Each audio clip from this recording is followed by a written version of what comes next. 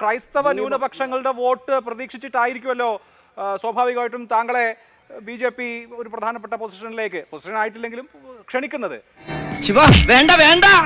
പക്ഷെ ഇപ്പൊ ക്രൈസ്തവ ന്യൂനപക്ഷം താങ്കൾ എന്നൊന്നും പറഞ്ഞിട്ട് BJPക്ക് വോട്ട് ചെയ്യണമെന്നുണ്ടോ?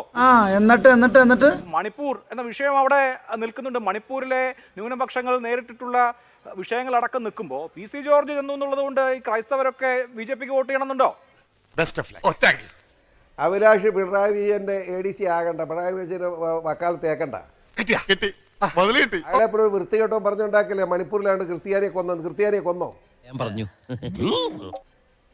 അതിന്റെ ചരിത്രം എന്നാന്ന് പറയ്ക്ക്. ഞാനങ്ങനെ ചുമ്മാ ഇറങ്ങി നടക്കുന്നത്, ഞാൻ നല്ല ഒന്നാം തരം ക്രിസ്ത്യാനിയാണ്. ചെറിയ വട കൊടുത്ത് വലിയ വട വാങ്ങിച്ചു. അല്ല, പിണറായി അല്ല, പാമ്പ്ലാനി പിതാവാണ് പറഞ്ഞത് വംശഹത്യയാണ് നടന്നതെന്ന്.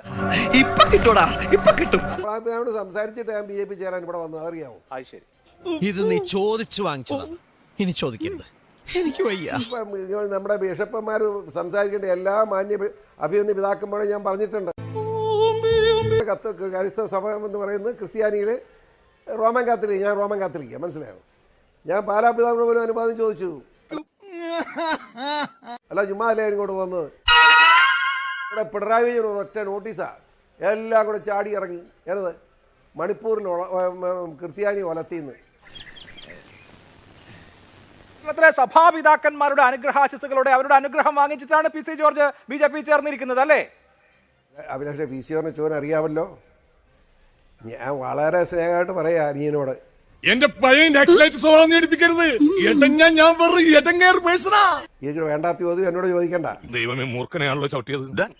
അത് കാണേണ്ടവരൊക്കെ കണ്ട് ചോദിക്കേണ്ടവരോടൊക്കെ ചോദിച്ച് അനുവാദം മേടിച്ചിട്ട് തന്നെയാണ് ചെയ്തിരിക്കുന്നത്. അല്ല ഞാൻ എൻ്റെ ദൗര്യം പോലെ ചെയ്തതല്ല. കിട്ടേണ്ടതൊക്കെ കിട്ടിയല്ലോ, സമാധാനമായല്ലോ.